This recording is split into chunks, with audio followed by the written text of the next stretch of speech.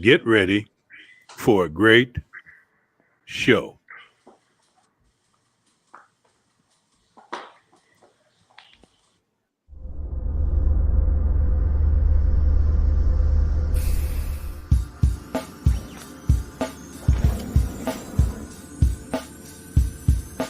Black space is a place for us.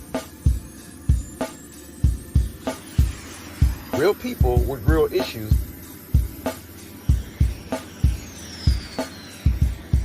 Discussing real topics. Black space. A safe space for our community.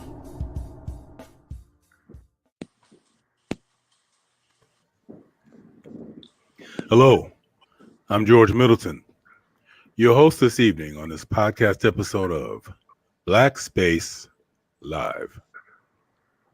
The topic and title of our show today is Tyree Nichols, Intra-racial Bigotry, Police Culture Run Amok.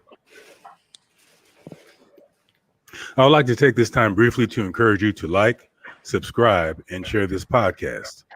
In other words, don't be selfish with this content, especially tonight on this topic. Share the love. We have a star-studded cast of panelists this evening. And by now, you know them. They really need no introduction. But we're going to start with the beauty and then end with the beast for introductions. Starting with Queen Ivo. Just say hi to the listeners and viewers and tell them anything you want them to know. Hello, everybody. I'm Ivo Jackson. I'm a veteran of Black Space Live. I'm also a minister and mindset coach. You can learn more about me at coachivo.com. Welcome, Ivo. Lady Zuri. Hey everybody, my name is Zuri. I'm not a veteran on Black Space, but I'm getting there. And I'm here to enjoy the show. And I mentor and I do astrology. I do a plethora of things, but hey. Hey everybody, hope you enjoy the show tonight. Welcome, Zuri. And Penny. I am Lamar Finley, affectionately known as Penny. I'm a Black pilot and entrepreneur here in the great state of Florida. And I'm also a Black Space veteran with the hopes of being a Black Space Hall of Famer. Hey. Wait, they giving out awards? They giving out awards for this stuff? Yeah, man. I didn't get the memo. Nate sent me a letter, man. He sent me a letter. It figures. I had to sign for it and everything. I was like, word, Nate. Okay. All right, so we're getting ready to get into the meat and heat of this issue. It's really serious. Because it's deja vu all over again. So for tonight, we're going to try to break this discussion down into three topics, or not topics, but three different subject matters to discuss.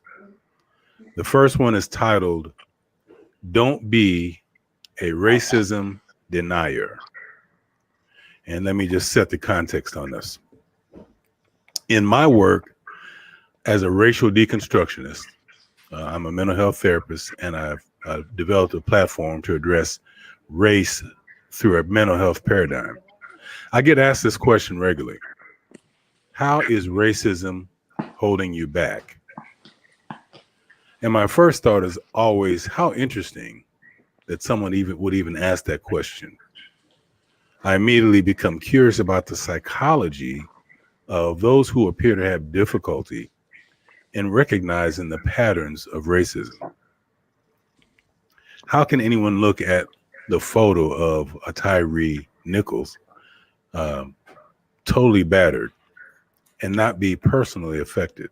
Because that's what that question implies, that, I'm not affected by racism. And then the statistical data is is beyond debate on how racism is impacting the country at large. And then on this past Friday, the Memphis police chief stated the following, that because of the color of the officers, it doesn't matter who's wearing the uniform, and that it takes race off of the table in law enforcement, and says that it's not about race. So let's make that the first area of discussion, and open it up to the panelists for discussion on this issue, that because the officers were quote unquote black, that this was not a race issue.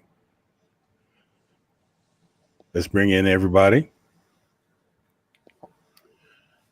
Ivo, what say you? I say that anybody who believes that does not have a working understanding or working knowledge of white supremacy, and they don't understand who the agents of white supremacy can be. You don't have to be white to be an agent of white supremacy. You don't have to be non-black to have bigoted views against black people. In fact, research and study shows that black men in these positions of power, particularly in policing, have always been greater threats than white police officers because of the anti-black attitudes of these black people.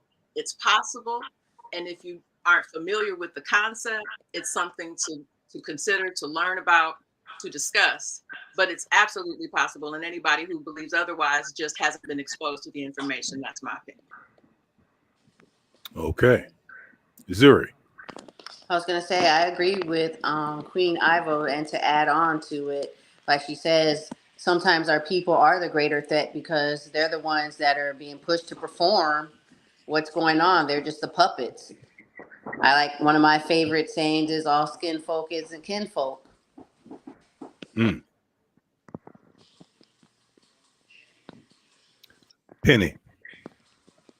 I don't disagree with either ladies. I will say this, that, as a, black police officers within, first of all, police are blue before they're anything else. They're blue. They're blue before they're black. They're actually blue before they're white. But the order of operations is blue, white, black.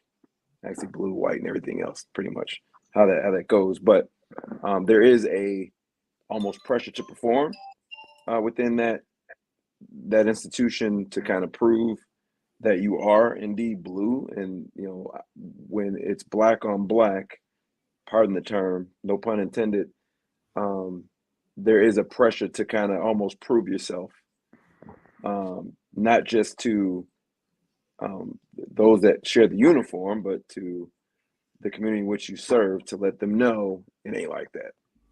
And we see that, unfortunately, in police, but we see it in other institutions as well.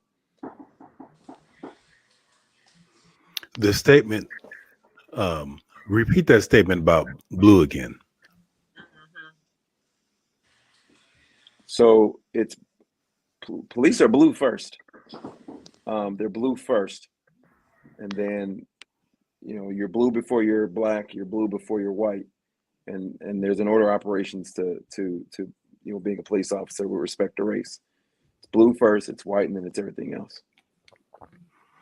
So I wonder about that, because I used to take that statement at face value, because on a superficial level, it resonates. It seems to be logical. But I don't know, now, after so many times of this deja vu of black ass whoopings, black killings, it's hitting me differently now when you say that. Is it blue first? So here's my question to your assertion. Is it blue first, or is it white first? It's blue first, because even though blacks, we are I don't know the multiple with respect to the probability of being the victim of police brutality and or dare we say police killings. They will go to lengths when they do it to each other. When whites, white police kill white people, or if it's not even a murder, if it's domestic violence, or if it's just a simple crime. And I don't want to say simple crime because I believe that when you're in that amount of authority, there's no such thing simple crime. When you're using your authority illegally, they will go at great lengths to cover their brothers. This is why there's an issue with police and district attorneys and that whole relationship and the whole idea of we investigated ourselves and we found that there was no wrongdoing. Because that they go to great lengths to protect. There's that blue line. What is it called? The blue wall of silence didn't come out of nowhere. They go to great lengths to protect themselves. But you use the context of white people killing white people or white officers arresting white community members. The issue here is the killing of unarmed Black people. So. It's hitting me. It's still hitting me differently. Is it really blue first or is it white first? Who else is wanting to jump in here?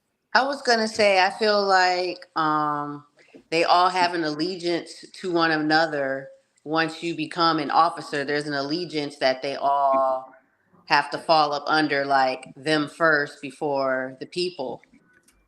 So there's an allegiance that they have to follow or show that, hey, we're committed to you guys before our own people or not, or whoever, At the end of the day, police officers are always going to have, majority of the time, always are going to have each other's back because that's part of the allegiance when you become an officer. Just like much of a lot of different organizations, but police being the main one. Or I like to say public servants because they're really supposed to be public servants, but they're not doing their job like they're supposed to. So, Ivo, you were going to say something? Yes, I disagree a bit. I don't believe that blue has anything to do with a real allegiance to one another. I believe it's an allegiance to the system, which translates as an allegiance to one another as long as everyone stays within the confines of the system. And the system is based in white supremacy. Like blue is white in the sense that it is access to whiteness and its benefits. So you don't have to be white to be blue, but you get access to the same protection as white, as long as you stay within the confines of the system. If you serve the system serves you in that way until it's actually a matter of Black and white. And then, within the ranks of blue, white comes first because it was all about whiteness to begin with. It's all about power and abuse of power. And all roads end up leading to white supremacy, in my opinion, with respect to policing and the blue code. In that very same city, there was just a few days prior to the killing of Tyree Nichols, a Caucasian male. Here in America, they use white and Caucasian as synonymous, and actually that's an incorrect application of the term Caucasian. America is the only country that uses that term incorrectly, but for the purposes of America, we use Caucasian in the incorrect American verbiage. Landon Quinton, have you heard his name? Landon Quinton was arrested for first-degree murder, and he had to be chased, and he was taken in with no bodily harm, and in addition to that, he spit on the police officers. So they had to chase him. He was known to have committed or suspected to have committed first-degree murder. They had to chase him, and then he spit on the officers. And no bodily harm. If you look at his mugshot, there's not a bruise anywhere on his face.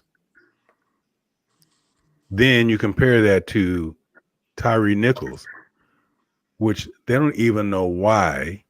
It hasn't been officially stated as to why they even stopped him. And he did There are not unofficial survive. statements, though. What are the unofficial statements? It's personal. The unofficial statements are that it was a personal attack because Tyree Nichols was dating the ex-girlfriend of one of the officers. It wasn't a routine traffic stop.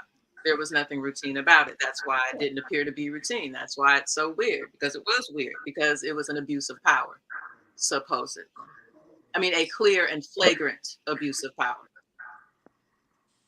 I said that when I dug into the story prior to the podcast, and of course, as I've always said, there's a bunch of unofficial things swirling around there. But I said that when it first happened, I said this sounds personal. And again, police escalate things all the time. I'm not a police apologist in any way, shape, or form, but I try to be fair with respect to talking about the facts of cases. But in this situation, it's like it went from 0 to 90 over nothing. There was no reason to pull this guy over, and even the media, which they love to scramble to find dirt on black men whenever there's to kind of make this look justified, for lack of a better term, and it looked like a vendetta. It looked like a hit from jump, and I wouldn't be surprised that it was. I was going to say the same thing. I've been researching and doing different things. And like Ivo said, it's unofficiated. Like they said, it's a claim that it was personal. But then again, you can read where his parents are saying that that's not true at all. And like in the beginning, they were saying that it was a wife, and then it turned into a baby mother. And now that you even stated about the white male that got arrested and nothing happened, I feel like sometimes they have to make something major happen to make forget, so we don't know what's going on. And then also in some of the things that I was reading, like the officer that got I think he got fired, or he's on leave with pay for tasing Mm-hmm. him. But then I kind of feel like how did the helicopters know to be there and videotape it from all angles if it was a random stop? The helicopters aren't always flying around. I mean, I don't know. I know around where I live at, the helicopters only fly around if something major is happening or they're looking for someone. So how were the helicopters already on the scene when this happened? Well, it doesn't take long to get air. I mean, Memphis isn't that big. It doesn't take long to get air support over to an incident. I mean, you would know about air support. I get what you're saying. I get what you're saying, but it doesn't take long. I mean, helicopters don't take long to get from point A to point B to an incident. You get a cop out to it. You get a call to an incident. You get backup out there. By the time the rest of the backup has arrived, there can be a helicopter on the scene within a matter of minutes. So that's not too far fetched. Yeah, because I was reading that the helicopter was basically already on the scene before all this was happening. Like I said, but nothing's official. We're all just going off of what the news was saying, and they're still digging into what's going on. So again, the comparison between Landon Quinton, who spit on an officer, killed someone, and had to be chased, not a bruise on his pretty white face.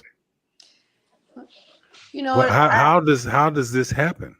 I was going to say, how do you explain that, George? I was going to say on a lot of the mass things that do happen, like the white guy that went into the church in South Carolina, they fed him McDonald's, right? And most of the time, a lot of that stuff that happens, even with the big murder case, I think his name is Murdaugh. It's in Georgia. Yes. Mm-hmm. When he goes into the courtroom, or you even watch it, they have him dressed all nice and they have his coat covering the handcuffs. Now, if that was a black male, they don't even do that. We all see what happens when they go to court. They don't even think to do that. Well, and again, I don't want to be the apologist here, but with respect to people in court, if you have an attorney, if you're represented by an attorney, you know, the attorney can arrange all of that stuff with respect to covering up the handcuffs and stuff like that. That's all a matter of having good counsel. The state is not going to do that. I don't care who you are. The state is not going to parade you into court without the cuffs because it hurts it just the visuals hurt the case to begin with. Hurts the prosecution to begin with. So to be fair, that person had decent counsel.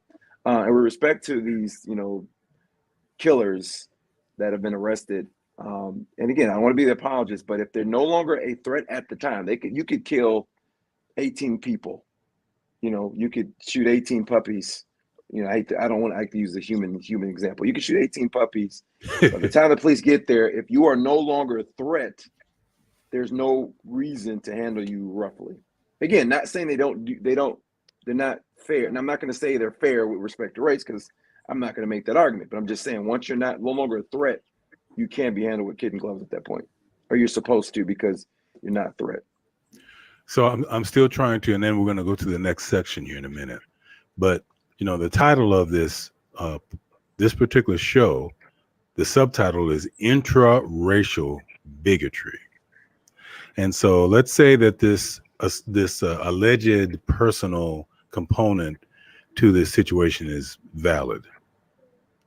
What if Tyree Nichols was white and had an affair with one of those officers? Would those 5 black officers have even dared to treat him, to even, you know, initiate contact with him? And if so, would they have dared to even treat him as bad for the same reason? What are your opinions on that? I don't think they would have did it in uniform. Absolutely not, because they know they can't get away with it with a white man. The bigotry that is the anti-blackness that is hard baked into policing and public opinion, the news media, and the way black men are portrayed in encounters with the police in the media. They use that to their advantage. I did not watch the video. I am in a place where I can no longer consume that kind of content.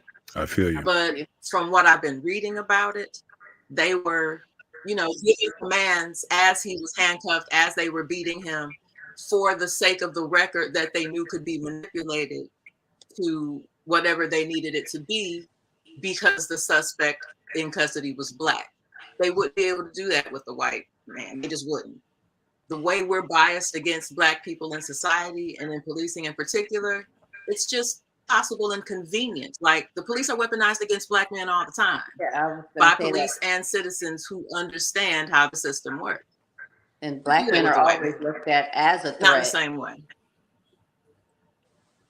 Black men have always been looked at as a threat from decades. A black man could be walking down the street and they'll think that he's a threat, even he's causing no harm. It's the conditioning. There you go. And in my research, do you realize that since the killing of George Floyd, 229 black people since have been killed by police? And when I did that, I said, well, let me research the list of the number of unarmed white people killed by the police. Do you know that no such list exists? Wow. Google it yourself. Google unarmed white people killed by police. Mm-hmm. All you'll see is black people killed by police. Another interesting note, George, that departments aren't even required to report it. To speak more on that. When police, this is another issue with crime stats. When police shoot suspects or when police shoot people, they're not even required to report it. If I shoot, John Smith, for whatever reason, it's reported. They will report that. But if I am Officer Finley and I shoot someone, there's no requirement for that to be reported. The only reason that a lot of this stuff gets reported currently is because of body cams and news organizations wanting the information, and they're they're forcing local municipalities to give up the data. So by that, the implication is then there are a lot of these killings going unreported.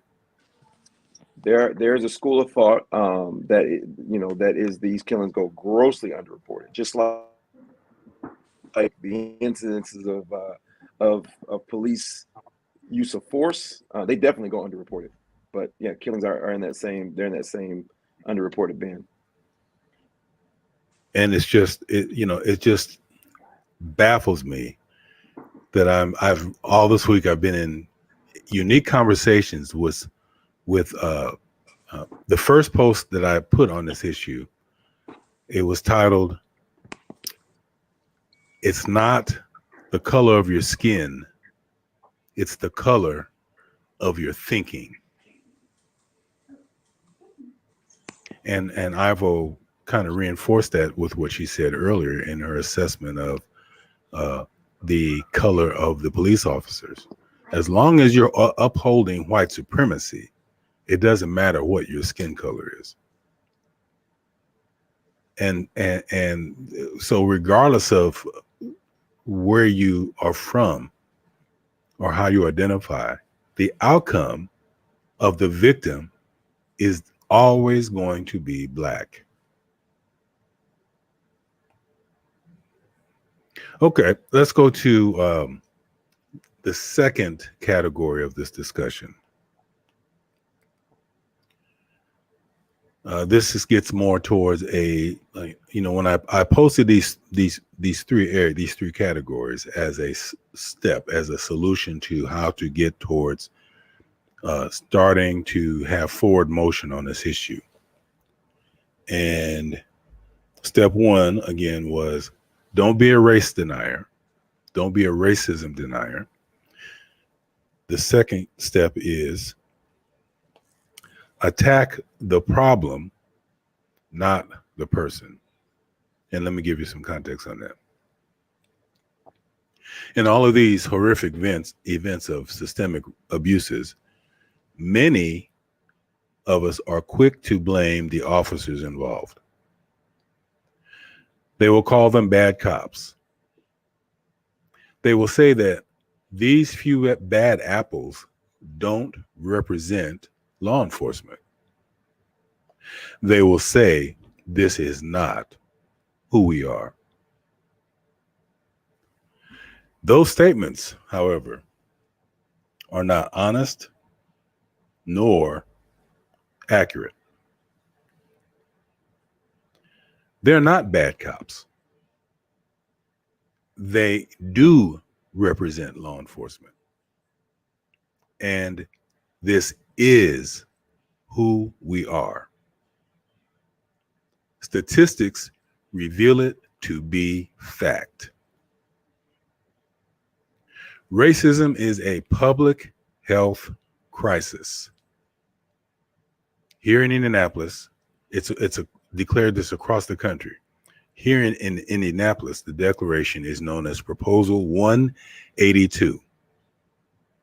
And note one of the most relevant conclusions stated on this declaration of racism as a public health crisis. Whereas the American College of Physicians has found that African Americans in particular are at risk of being subjected to discrimination and violence against them because of their race, endangering them and even costing them their lives. That is their conclusion. Again, from the American College of Physicians, one of many conclusions. So what does that mean? It means that we're focusing our attention in the wrong place. You know, when we were, if you've been in any type of relationship counseling, the therapist will often say, we'll try to tell you, attack the problem, not the person. You know, you get the finger pointing and saying you did this. Well, no, I didn't because you did that, and I only did this because you, and so we're attacking each other rather than what we're really mad about. And that's what we're doing here when these incidents occur. We're blaming police officers. We're calling police officers bad apples. You know what? Those police officers are your friends. Those police officers go to church with you. Those police officers are your brothers, your fathers. They're good people, but they're in a system that tells them this is how you work your profession. The problem is not the person. The problem is not bad cops. The problem is race. Now, the intervention for a public health crisis is a threefold strategy. So just like for COVID-19, it's a public health crisis. And the 3 steps in the intervention are prevention, mitigation, and repair. So if we're going to apply that to racism, how do you prevent racism? How do you mitigate racism? And then how do you repair the damage done by racism? And this happens to be, I'm asking these questions, but I also have the answers to these because this is the work that I do, which we'll get into later in terms of me sharing my experience with you and the listeners as to me promoting this school of thought. So I've laid this context out for attacking the problem, not the person. Queen Ivo, how's this hit you? It hits me as quite impossible, sir, particularly at scale. I know on an individual basis, it's very possible. Even on a community basis, it may be possible.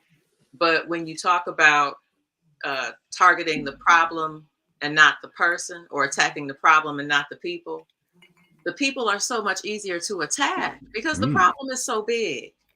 And if I attack the problem with my little finger and the problem is this big, that doesn't get me anywhere. Attacking the people who were complicit with the problem, now that's a lot more practical because they were complicit with the problem.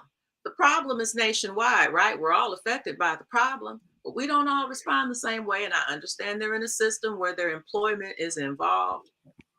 And I have no idea what it's like to be trapped within that system and how that feels. So I don't want to disparage anybody who's within it and feels like they don't have any choice. However, this was something altogether different. This was flagrant abuse of power.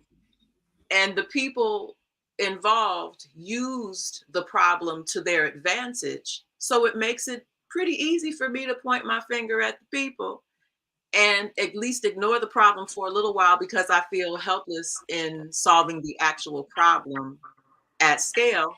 Because what is it worth to just do it for me? I know some people feel that way. If we can't address the problem at scale, what's the point in addressing it at all? So let me make sure I'm understanding you clearly. You're saying that attacking the problem is not very realistic because it's too big. I'm saying some people may feel that way. Right. Okay. And so in other words, it's easier to attack the person. Absolutely.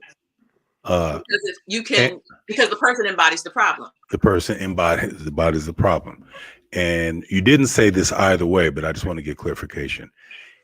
Is attacking the person, has it been effective in eradicating the problem? No. Say that one more time. No. Okay. All right. So we've got that. We've got that straight out. Zuri, your thoughts? I would say, attacking the person is not helping.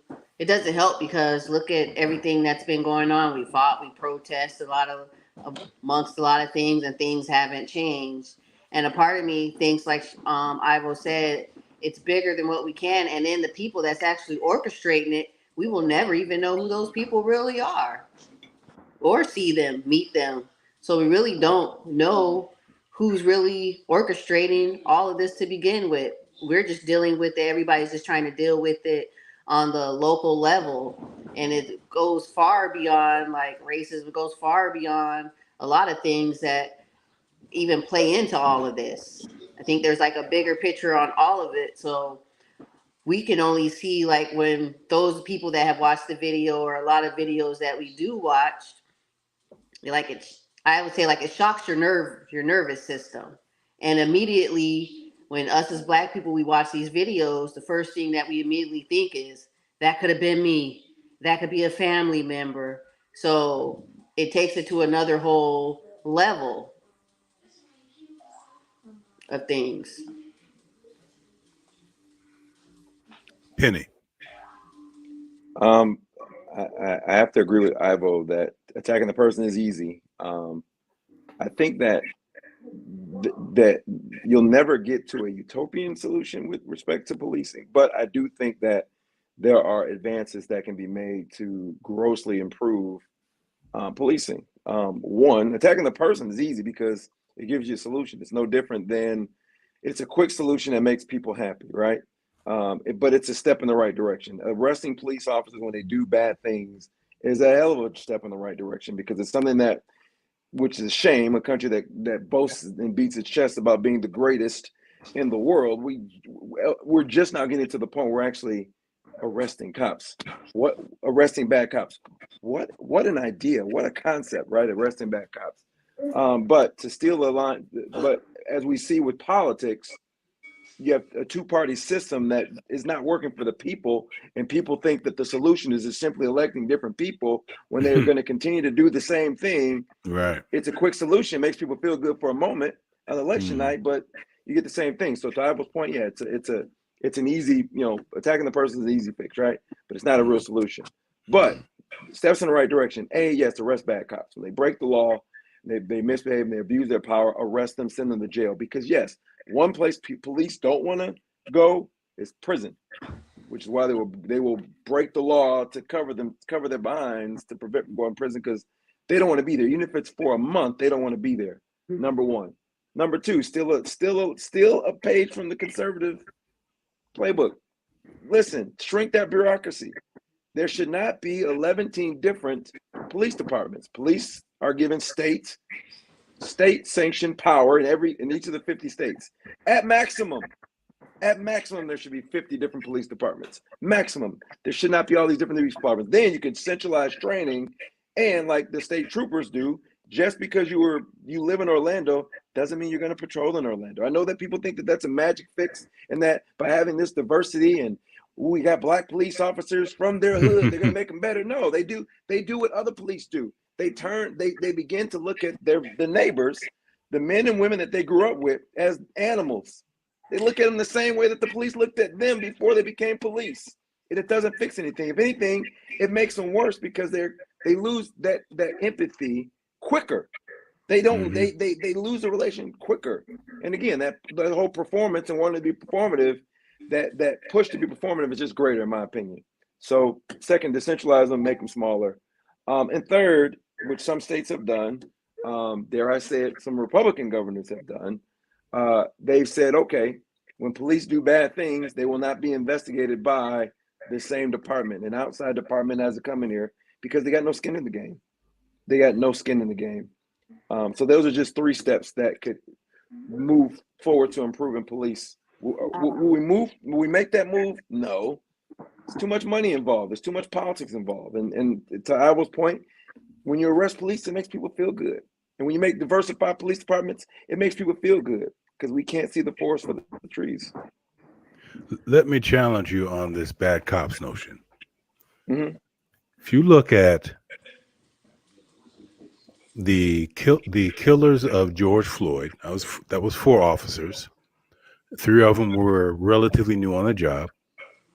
You look at the officers of the no-knock warrants that killed Breonna Taylor, most of them white, and they look like they look like your neighbors.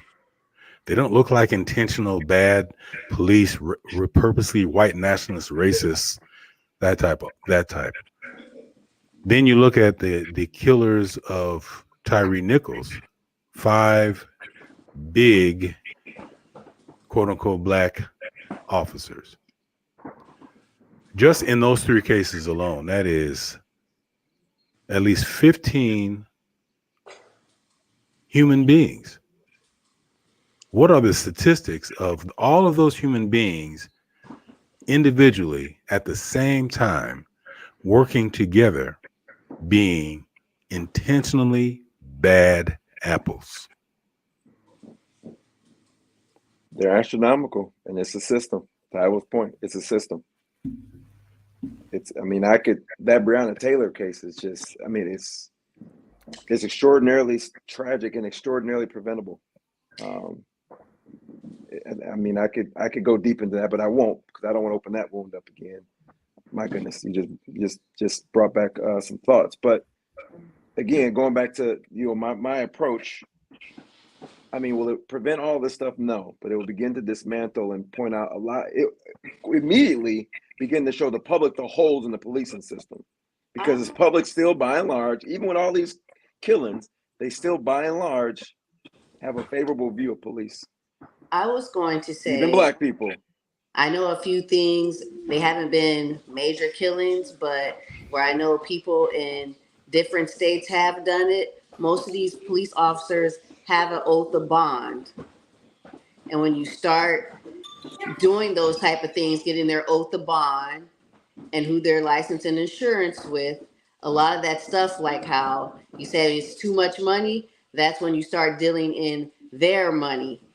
And a lot of things will start changing if a lot of us start getting their oath of bond, their badge numbers, start reporting it. And a lot of us have fear and don't report these things. But once you, and I've seen in a couple scenarios, and I know a few people in different states who have went and got the officer's oath of bond. And that automatically, once you do that, that automatically puts them out. They won't work anymore once you get their oath of bond. And that's the oath that they take when they become officers, just like the judge and everyone takes an oath. They have to take that. What is the oath of bond again? It's the oath that they take when they become officers. Like where I live at, a lot of them serve up under like certain judges' oaths. They're like it's a few people. They can get like 20 police officers under one oath. But once, if you can go to certain levels, state levels, the general, I think the attorney general, they work for us, but a lot of people don't know about these things. So if you start pulling these officers' bonds, and bond equals money, then I think a lot more things will start to change. Yeah, but the problem with that is, even if an officer loses an oath of bond and say this state, they can just switch jurisdictions to get another job. That was the issue with the one guy that shot the kid. I can't remember his name. Trayvon Martin. It was in Missouri. That George Floyd was an officer. He was a citizen. The kid that had the toy, when he was killed within 37 seconds, and the officer said he looked like a grown man. He quit his department and went over to another department, and that's another problem. It's one of the arguments used against teachers, that a teacher leaves a bad district, goes to another district and gets a job. Police can do pretty much the same thing, because if you lose your job in one department, you can just simply go to another department and get a job. And losing oath of bond in one state wouldn't prevent you from become unemployable in another state. There's no law saying that they can't be employed in another state.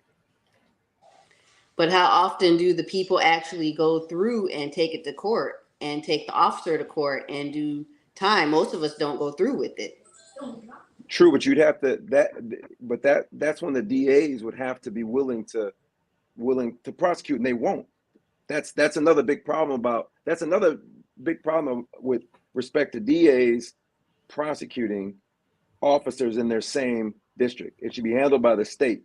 Another prosecuting officer that has no skin in the game. It's a literal conflict of interest, a legal conflict of interest. That is one of the biggest hurdles, or at least has been one of the biggest hurdles to prosecuting police officers. So again, I have to reiterate, these are interesting nuances. However, I think in the big picture, it's not about bad cops. I think that there are a percentage of bad police officers, but this is too systemic to be a bad apples analogy. This is not a bad apples analogy. This is not a let's weed out the bad ones. That's not what this is. This is a good people doing bad things paradigm. Good people that don't even realize they're doing bad things because it's sanctioned systemically. Surely you know that these behaviors that we've been exhibiting by these officers that got caught was not their first time. No. I think one of the police officers was part of a, one was a CO and he had gotten in trouble for beating a inmate before. Another officer, they said he was in some, I forgot, fraternity where they would haze folks all the time. So some of them already have previous dealings with doing inappropriate things, beating people and abusing folks. Mm-hmm. So again, the definition of insanity is so apropos here. It's bad cops. They don't represent the law enforcement. This isn't who we are. We strongly condemn racism. You hear this over and over and over. Then a little time goes by and we're right back to it. You know what? The horrible thing I've been hearing lately, the mother of Tyree Nichols saying, my son was on assignment. She's trying to find a way to rationalize this in a way that she can emotionally cope.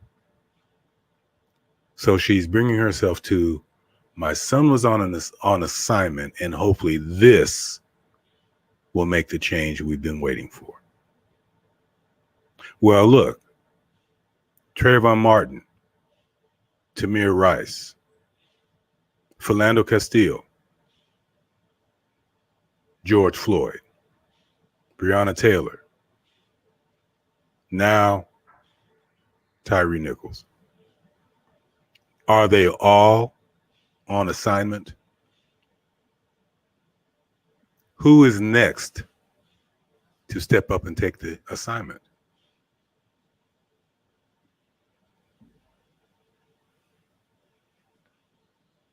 Consider this. Consider this. And this goes back to the whole systemic problem. Well, actually, I asked this question. How long do y'all think the average academy is, the police academy is in the United States? How long do you think it is? It's not long enough. A lot of them don't even go through mental training and everything. I think that the training needs to be a whole lot longer than what it is. 6 to 8 weeks. Yeah. That's what's your guess, Zuri? I would say about 6 to 8 weeks. What's your guess, Zuri? I would say 6 to 8 weeks. 6 to 8 weeks. George, you got George, you might know this answer, but you got to guess if you don't know the answer. Well, a little self-disclosure. Back in my younger, dumber days, I was a firefighter. And we trained along with the police department considerably longer than 6 to 8 weeks during the time. You can tell that I've got some years on me. I think 6 months. Okay, not 6 to 8. I'm about to give it about 6 months because I just thought about my CO training was longer than 6 to 8 weeks. So I don't know what it is now. Currently it averages between 13 and 19 weeks. Mm-hmm. The shortest of any police in the developed world. Most countries, it's a minimum of a year. Because it's a ridiculous, and they require a lot more education than we do.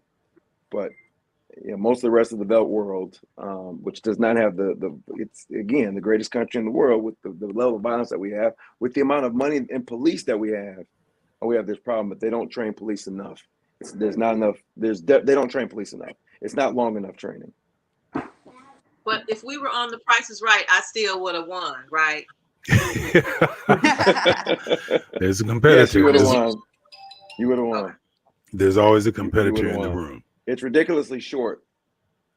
Yeah, Our, like 4 weeks to 6 months, depending on what the job Yeah. is. It's ridiculously short, and there's not enough there's not enough weapons training.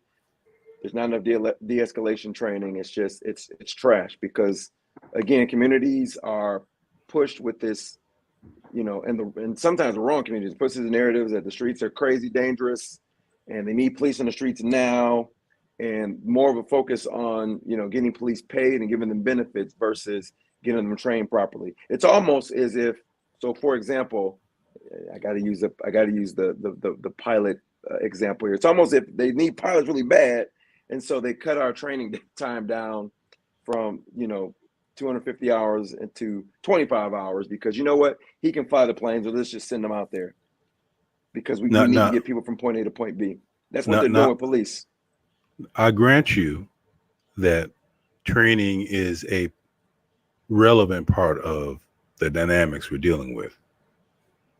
However, is it really a training issue when you have a consistent pattern of unarmed Black men and women being killed?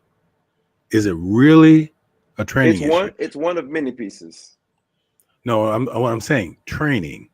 Because they've been throwing training. Breonna Taylor they've situation. been throwing training at all of this stuff. Is it really an issue of training when you have a consistent behavior fresh off of training, fresh off of George Floyd, like this? Oh, I forgot the manual. I shouldn't have beat the. Go ahead, Ivo.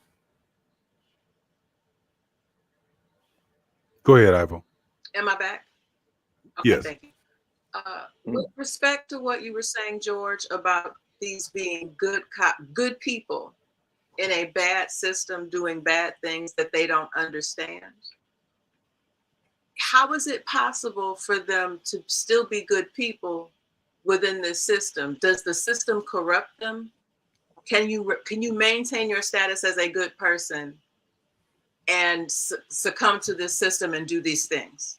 Great question. And that's a great segue into the third and last category of this discussion. Great question. The step 3 in addressing killings of unarmed Black men and women in our community. Before you can change policy, you must change the culture. Now, they've been trying to address issues with policing in this area with these, what's the most recent one? The George Floyd Policing Act. Is that it? Yeah. The George Floyd Justice in Policing Act. Well, there've been other initiatives. Campaign Zero, 8 Can't Wait. Let me read you some of these things that are on all of these initiatives that have had their time in media and then they just float off. And by the way, the George Floyd incident happened when? 2020? And do you know that it still has not been passed? Middle of COVID. So here's some of the initiatives on these policy-driven initiatives. Ban chokeholds and strangleholds. Require de-escalation, which that's something we did not see in Tyree Nichols. Require warning before shooting. Requires exhaust all alternatives before shooting. Let's go over to, that was off the 8 Can't Wait. Let's go over to the George Floyd Justice and Policing Act. Overhauls qualified immunity for officers. Now, what are the chances of that occurring? No wonder it hasn't been voted on or passed. Federally bans chokeholds, federally. Prohibits no-knock warrants in federal drug cases. Real quick, in each of your areas, name in your respective living areas, name a high socioeconomic suburb in your area? Penny. You mean a high? Yeah, Windermere. Zuri. Let me think. Majority of Savannah, honestly, where I live at, but a high suburb area. Mm-hmm. Just a popular name. Savannah is the popular name. Ivo. Comstock Park. Comstock Park. Question to all three of you. Have there been any no-knock warrants delivered in any of those high-status social and economic areas? Absolutely not. No. Because Okay. Hell no. I was gonna say, like they say, the better neighborhood you stay in, the faster the cops come. But police are told to patrol brown and black areas where the hood or projects are more often than they are in the richer areas. I see. So that means, gosh, it's so simple. I didn't realize it. So that means since they don't do no-knock warrants in where I live, the area is called Carmel.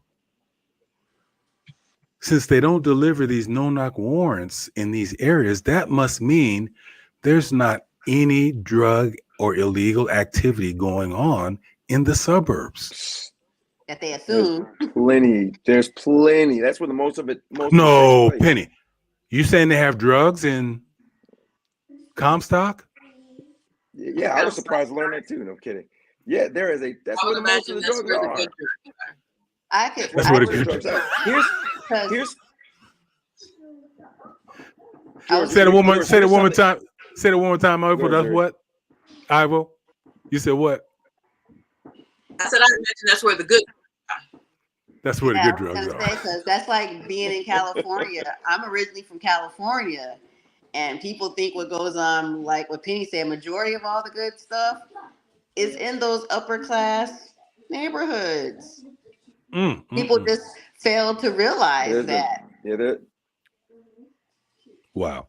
The police put their resources in the dumb areas. But I want to throw some at you guys with respect to policing, which is why, again, I don't like the way the feds do a lot of stuff, and I hate to say it, I like the way they police.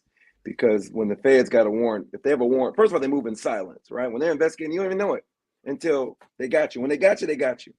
That's why when the feds got you, they got you. States suck at policing. They do. Okay.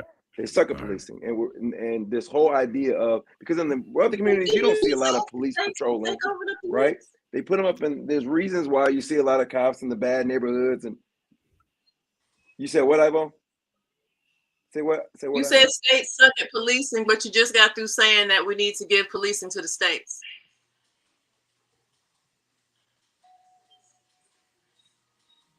No, I said no. The feds do a good job. The states do a terrible job of policing. But I would, and the reason, because there's so many different departments within the state departments. If it were decentralized, you'd be able to see a lot of holes in the policing, because then you'd have different police from different areas patrolling different areas, and there'd be more accountability. Because if you got a bad cop or a group of bad cops out in the suburbs doing the same stuff, because it's not the police themselves, it's the way they police. When they go out there and behave like that, there's a demand for accountability, and you would see change. Which is why, and with respect to Central Florida, it's Disney's influence. They're not much better than, but they're better than a lot of the other departments. With respect to that. But to my greater point, the feds do a much better job of policing than do the states, because they move in silence. This whole idea of needing to do a no-knock warrant when you don't have to do it, because if you police the proper way, that's why this whole Breonna Taylor thing made it hurt, because obviously it was unnecessary. But when you look at how this whole investigation was done, it was terrible. It was terrible. It was a hot mess right from the start. First year officer, fresh out of the academy, they would have done a better job from the start. It was terrible. It was terrible policing, and it should have never happened. And there's countless cases like that. The Tamir Rice situation. But listen. The Tamir Rice situation. Terrible. The guy that got shot in Walmart. Terrible. But remember, the outcome is always the same. These terrible things don't happen to a non-Black victim. And so to bring this back to Ivo's great question about good police officers stuck in a system doing bad things, here's my point about before you can change policy, you must change the culture. Culture eats, you've heard this quote before, I'm sure. Culture eats strategy for breakfast. This is a famous quote by legendary management consultant and writer Peter Drucker. To be clear, he didn't mean that that strategy was unimportant. Rather, that a powerful and empowering culture was a surer route to organizational success. Now, this quote has also been fashioned around the concept of policymaking, such as A Can't Wait and the George Floyd Justice Policing Act, etc. As it pertains to the systemic abuse of law enforcement and the Black community, I would say the following is also true. If culture eats policy for breakfast, then to race, culture is just a mere snack. Race consumes everything. And this is how we become mentally vulnerable, mentally predisposed to practices and policies that good people create, write, and implement. Not intentional racists.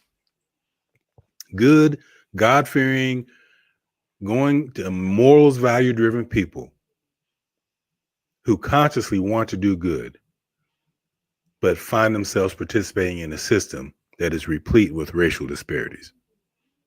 Beginning with racial identity.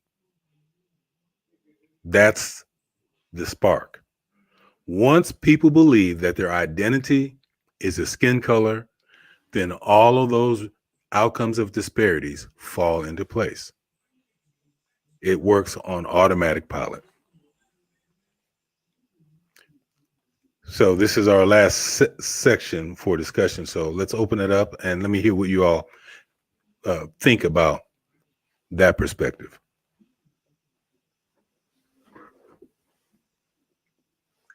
Well, I'll go first. I think it's somewhat paradoxical in that even if I liberate myself from the construct of race or from identifying myself by race, my perception, the way I'm perceived by others, does not necessarily reflect that same liberation. Mm-hmm. So if I am more than Black to myself, that's great, but I may not be more than Black to others who are perceiving me. So it still ends up being something I have to deal with on some level at some point in time, because I'm still a member of racialized society at large. So it makes it an interesting concept, something that's not really easy to take in my opinion. Let me ask you this, Ivo. Totally agree with you. I mean, you're spot on point. Which is more effective? Which of these two responses are more effective? A response from within the racial paradigm to a racial situation, or a response from outside of the racial paradigm to a racial situation?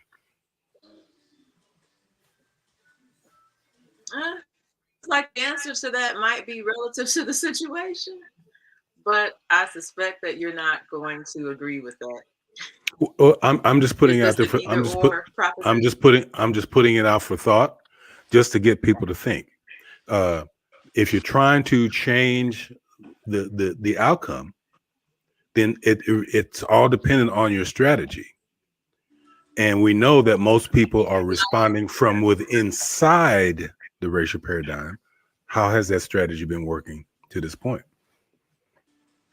Well, if we're limiting this to circumstances in which we are there to change the outcome, then I would agree a response from outside of the race paradigm or beyond it would likely be better or superior.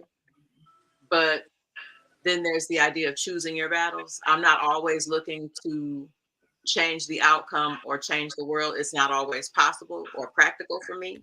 Mhm. If I'm in an encounter with someone that I understand to be a flagrant white supremacist, I Mhm. don't think that's the time for me to decide to try to change the outcome. I may have to play the game or be mindful of it so that I can walk away intact from the interaction because it could be a potential threat. Mhm. But when it's time to try, like, so I separate when it's time to make waves and make change and when it's not. So what you just did there is exactly the goal of this type of questioning. Because if your only choice is to operate with inside the racial paradigm, you're not going to go through that list of possible options. You're only going to know one option. And typically it's a reactionary option. What you just did put you in a position where you can be preventative or maybe even proactive. That's how I see it. Penny, what are your thoughts on this?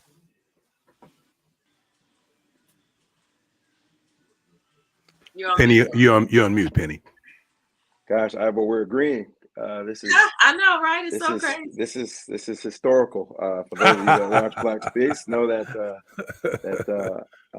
she's right. I can't disagree. I don't think everything they have, and I can't disagree with Ivo on this one. She's right I on think what? I agree. Be specific. So hold on one second. I'm actually getting busy. Hold on.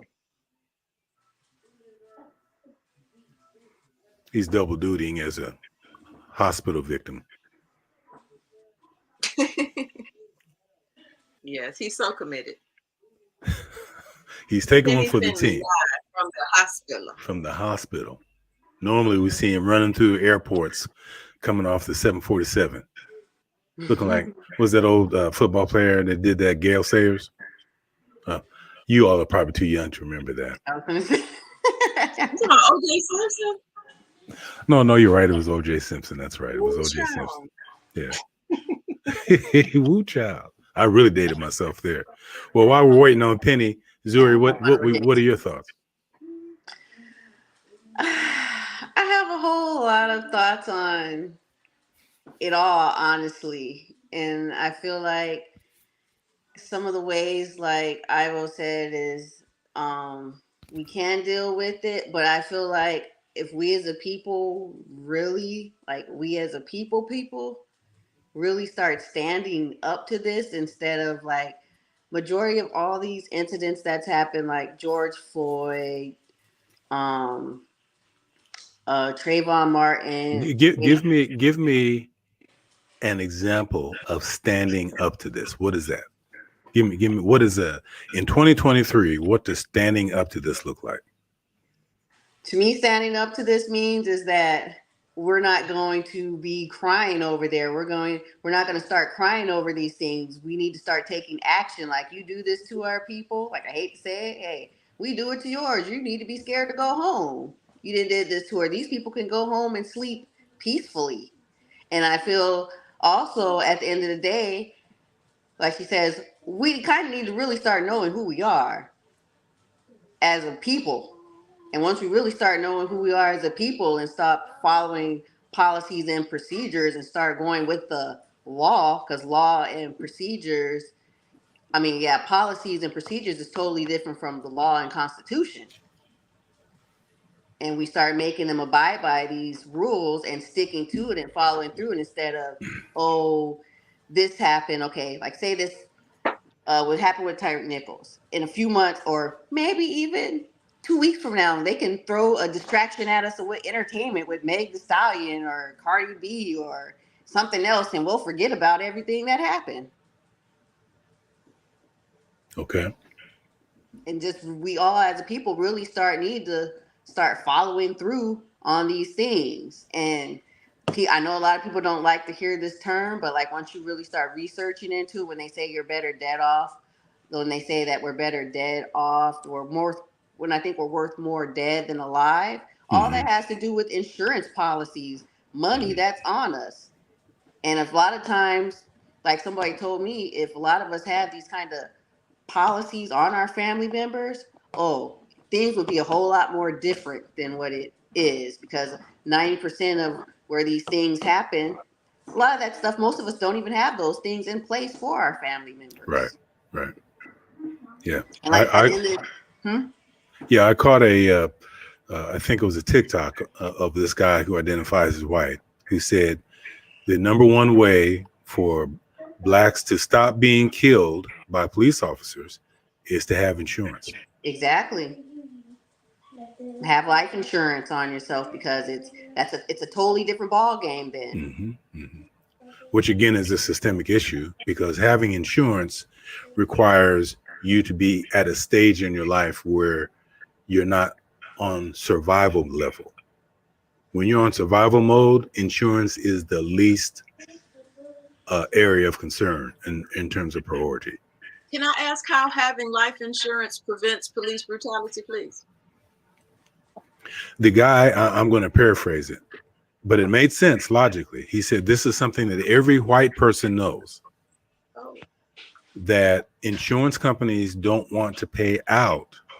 That they got to pay out when that stuff happens. It becomes an issue. It becomes an issue. So this is the white mindset, because they have a perspective on life from their white experience that most of us living a black experience don't have. Oh, so this was some white person's prescription? No, yes. This is even, I've read where black people have, I don't even really like to even use the term black, but we as a people have said this as well, and that's why when I touched on their oath of office and bond equates to money, you're tapping into their insurance and they don't want to pay out once you start doing that. And just like what George says, when you have those policies in place, these insurance, they have to start paying out. And like he says, but a lot of us are off survival. So I am already dead. So how does having the life insurance prevent me from being unalive when it's not even an issue? No, it does. It's not that it does that. Okay. It's all, you have to look at it from the big. You have to look at it from the big picture. So because all the black people would have to get insurance for this to work. Is that what you're saying? What happens is the average and again, this really works mostly on a subconscious level. Race works subconsciously. We keep looking for the bad apple, the intentional racist. They're not the issue. We see where they're coming from. We're suffering from people who are perpetuating racist outcomes and they don't want to. That's the problem. They don't want to. They don't want to. And it happens subconsciously. And it becomes a problem the minute you accept racial identity. There's a belief that a person who believes they're white can think that they won't do white things. That's the whole purpose of white identity, is to do white stuff. There's a belief in our community, we really believe we're black, even though as intelligent as we are, we know that our original cultural labels were stripped from us. There you go. And the oppressor gave us black. The name black first came from Negro, which is Spanish for black. So we weren't even called black when it started. We were called Negro. And today we have intelligent, quote unquote, black people who say, don't call me a Negro, I'm black. Now, what is the sense in that? Or being called African American. They don't even know what they're saying. Or Indian. So the point is, you gotta be intelligent and educated about what you're saying. Whatever decisions you decide to make is up to you, but make your decisions from a point of education. So just as Ivo was going down her list of, well, I could do this, I could do that, I could do, she's making an educated choice. I can decide in this situation, I can decide in that situation based on this, based on that. I'm going to make a decision that works out best for me because I'm informed about what's going on. When you don't realize that Black is not your real identity, you are vulnerable to all this craziness that's going on. I agree. He's right. As long as we keep clicking the African American, and in actuality, the United States, we're the only country that kind of uses race. African American whites, like Africans that come from Africa, they say they never knew they were African until they came to America.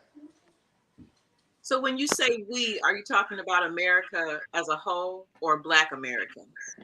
America as a whole and Black America in specific. Because there's another misnomer that people who identify as white don't believe they're affected by race. They feel the race problem is only a problem for Black people. Statistically, they couldn't be more incorrect. You're right.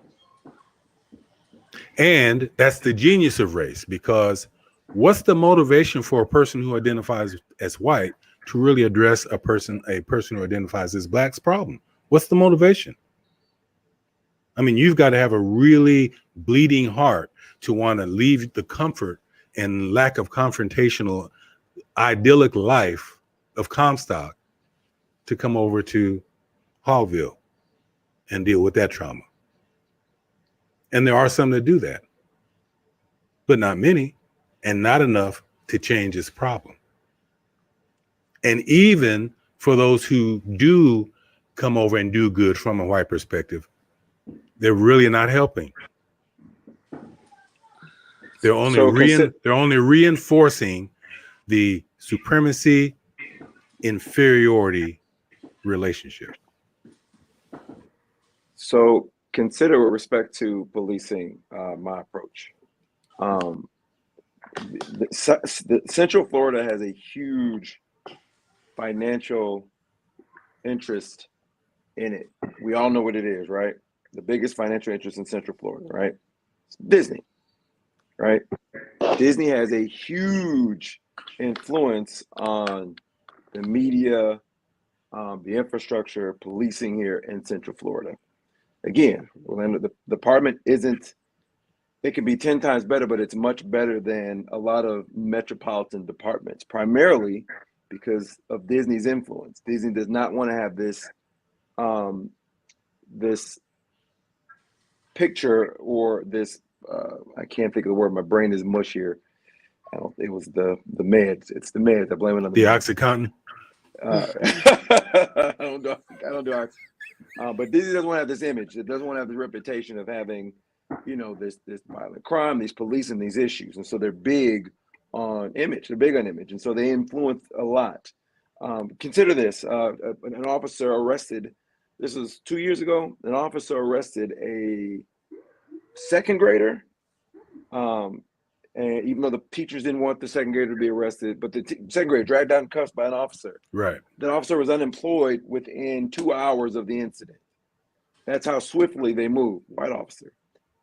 That's how swiftly it was a little girl. Swiftly they move here in Orlando to deal with quote unquote bad police. Why? Because the region has to have a certain image. If you decentralize, one of the reasons that cities get away with this whole, one of the reasons they get away with is that you can say, oh, that's an Atlanta problem and not a Peachtree City problem, even though they border each other. Versus when property values are tied to things like police and crime, you get better outcomes. Right. Yes, drugs take place in the suburbs, but when it becomes a violence problem, and it does from time to time, they will nip it in the bud immediately. It goes on so long as it's not violent, which is pretty much how they deal with it everywhere else. But they nip it in the bud because they don't want their property values, to go down. They don't want to have the problem. And so when you decentralize it and you make it more regional, there's more stakeholders. Right. And I guarantee you, if it became the central, Atlanta's in North Central Georgia Police Department with all those wealthy suburbs surrounding it, I guarantee you overnight, things will begin to change. because there's more stakeholders involved, and they have their image to uphold. And they would Right. get to the root of the problem, which is the biggest problem, which is, in my opinion, which is violent crime. Right. But now you're bringing it down to where the whole purpose of race ideology was birthed was economic. It's an economic motivation.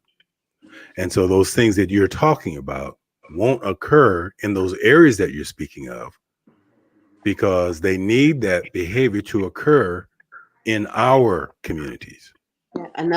I was going to add on to what you said, George, when what you just said about the communities.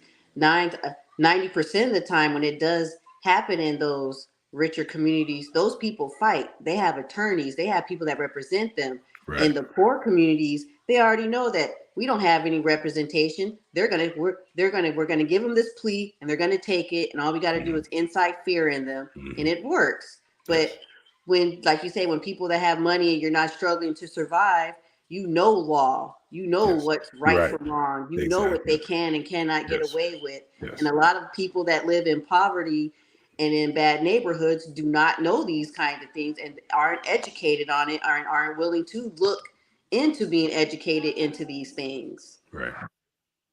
And, to put it simply, bullies don't mess with people that can protect themselves.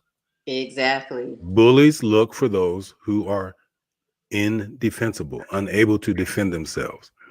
And the fact of the matter, everybody, in America, Black identity is unable to defend itself.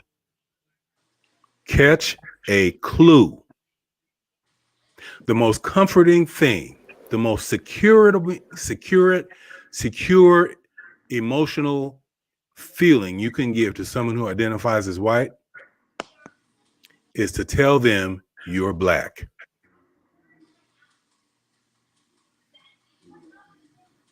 Because what that does, it immediately in their mind on a subconscious level lets them know where you stand. There's an old quote by LBJ.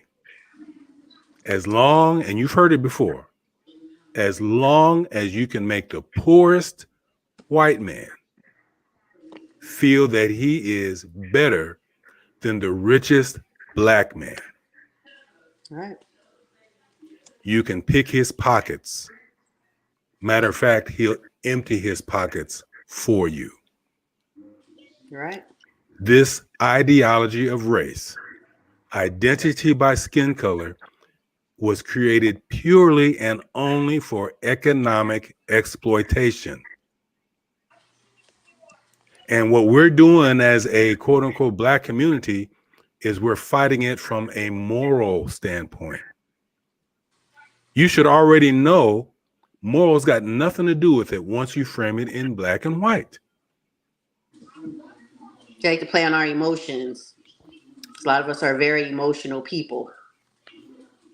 So again, to bring this back to the title of this last section, before you can address policy, you have to address a culture. You can't even begin to address culture until you address race. Culture eats policy for breakfast, and to race, culture is a light snack because race consumes everything. Here's another quote. This is my quote. Everything isn't always about race, but race is in everything. You pick it. I don't care what you can pick. You can pick the title. You can pick the topic. You can pick the item. Race has something to do with it. Doesn't mean it's always the problem, but it's always connected. Now, if we're going to address the culture, you're going to have to address race. Because we believe in America that race is culture. Race is not culture. Culture, here's a quick clue.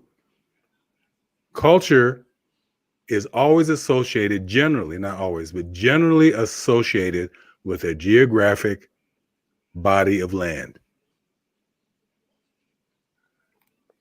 So if you're of the German culture, you know the geography. If you're of the European culture, you know the geography. If you're of the Spanish culture, you know the geography. Where are white people from? Where are black people from? See, we're from everywhere. Exactly. In every culture, you have a plethora of skin tones. In every culture. But what we have done is we've made black and white a culture. They are not cultures. And to tie this back into what Penny said earlier, that it's about blue, it's really about white. Well, I have a question. Yes. What about specific culture or subculture that arises from racialized experience? For instance, what I call cookout culture or the cookout generation. All black people are not from the cookout generation or the cookout culture, but cookout culture is black. And it's not a skin color, but it's not simply American, and it's not limited to a plot of land either. Yeah. So what about that? So I would just tweak that. I understand what you're saying. But on my paradigm, color and culture are two separate pieces. And what we tend to do as descendants of Africa is we take our natural tendencies in our African origin and ancestry and call them black. So they're not really black in my paradigm. Not saying that you can't call them black, because I'm not telling you what to call them. I'm just giving you my perspective of separating those two. You can in my work as a therapist, you can consciously rob someone of their conscious knowledge of who they think they might be, but who you really are is inside you on a cellular level, and it's always going to find a way to express itself. Classic example is an adoptive kid who didn't know his biological father and has been put in with some adoptive parents, and come a certain age, he's like, something's just not right here. There's that internal feeling that makes him all of a sudden say, Mom, Dad, there's just that natural urge, because who we are is so internalized within us, even if we're not consciously aware of it. You look at the dance moves of our children today. You take those videos and superimpose them over the African original dance moves, and they're almost spot on. That's not black culture. That's way before the Europeans' oppressor name. It's almost an insult to give the European oppressor's name to the wealth and richness of who we really are. That name can't hold a candle to who we really are. And when we internalize that name, we automatically take last place. You may not think it consciously. You may, hey, I got several degrees. Hey, I'm this, I'm that. I live in Comstock. Yeah, but chances are, if you identify as black and you're living in a nice posh suburb and your neighbor identifies as white, chances are statistically you're paying more for your house than your neighbor is. Yeah. That's why they say when you try to sell your house, it was like put up white people in the pictures in the home and stuff. You get more. It's sad, but it's the truth. I hear plenty of people say that's been selling their houses, So before, as it pertains to Tyree Nichols and how we move on from here, and I guess we need to start closing up. This has been great. I've been kind of ranting more than I normally would, but this is really personal to me because this is my work. This is where I live. Before we can address culture, we have to address race. You're not going to get anywhere near culture until we start being educated about what race really is do a version of what I would. It's like, okay, well, let me think this through. So if it's a racial situation, how do I want to respond? Imagine being a leader of an organization and you're using that type of thinking now. Okay, I'm a chief of police, and I understand that there's a difference between cultural thinking and racial thinking. Now, how do I learn to identify when I'm thinking racially and when I'm thinking culturally? Because I know strategically there's going to be two different outcomes. Which one do I want? If I really want to reduce the racial tensions in this community, then I've got to use an out of the racial paradigm thought process. Racial thinking only gets racial outcomes. Right. They even try to use this term, race neutral policies. You can't be race neutral. It's no such thing. The idiocy. You identifying as a race makes you unable to be race neutral.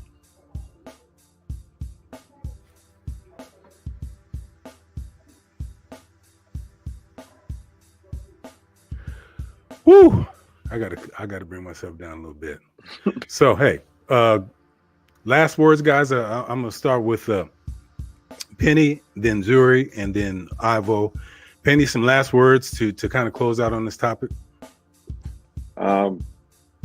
Man, it's been a good show. As I want to destroy a lot of institutions, I'm gonna end on these words by telling people, if you want to make change, you got to change it. And in order to make the change our departments, this 1,700 different departments, this style has got to go. It's got to go. And I don't praise police, but with respect to actual policing, one thing the feds do better, they police better. And they use a lot less resources to do it. And they seem to be very effective because they're very effective with the resources that they have. It's decentralized. It's one system. And they cover the whole country, and they have a much higher closing rate on everything than the states do, which means the states need to, take a lesson from them. So I close with that. Awesome. Zuri. In closing, I would just say, we all just really need to start taking a stand. I always believe, I love to say we the people, because we are the people. We the people, Nothing happens without us, and we need to start taking a stand, following through, and actually, believe it or not, more peace officers versus policy enforcers. There's a major difference. Policy versus the Constitution. We all need to start learning these things so we can start moving on it. And also be the change that we want. It all starts with us. We need to start, everything starts at a local level. All right, Zuri. Queen. With respect to everything that Penny and Zuri have already said, if we want to survive the activism and the evolution that we're looking for emotionally and spiritually, clearly we have to become something more than Black. And furthermore, we have to understand that white people are something more than white too. We are human. And it makes a difference how we address all this stuff as humans or as racialized beings. Wow, that was great. So let me just tie in those last three to get out of here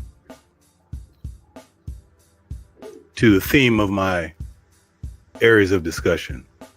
Penny says, you want to make the change it. To that, you got to change it from a different level of thinking. You can't change the thing you see before you change yourself. The things we're looking at are usually a reflection of our own thought processes. So we're going to have to change our thinking. Zuri says, take a stand. 100% in agreement. She says, we the people. We got to make sure we know who we are. Which I think goes in total alignment to Ivo's last statement, most powerful statement. Be something more than your skin color, whether it's black or white. And what that is human beings. We are all 99.9% genetically identical. Us four right here, we're all genetic twins. Right. Now, Ivo and Zuri are more extremely beautiful than me and Penny, but we're genetic twins. We're all reflections of each other. We're all reflections of each other. The only time we stop being human is when we start thinking racially. Racial thinking only gets racial outcomes. Tell me one good thing race is producing in our society today. Give me one. And I don't mean basketball and music. Because even that is tainted. Very. So come on, guys. Let's stop thinking racially. Let's get educated about race. The minute someone has to, I don't understand why people are so quick to say, oh, it wasn't about race. It wasn't about, how in the hell do you know? Why are you so quick? Why is it so important for you to establish that it wasn't by race? Why is that important to you? If you're a leader and you want to get to the bottom of this, you don't rule anything out. Why are you automatically ruling this out? Okay, let me stop before I get started again because I'm supposed to be closing it down. Okay, thank you, Penny. Thank you, Zuri. Queen Ivo, this was a pleasure. It's been way too long. We need you back. We need you back. Penny, actually, we've been missing you too, bro. Right. This is the A team right here. Come on, guys. Zuri has been holding it down. Newcomer. Zuri's been holding it down. She's talking about I'm not a veteran. She's been holding it down like one. Thank you. Yes. So thank you, guys, and to the listeners and viewers. Have a great week. And until the next time we meet, we'll see you in the black space.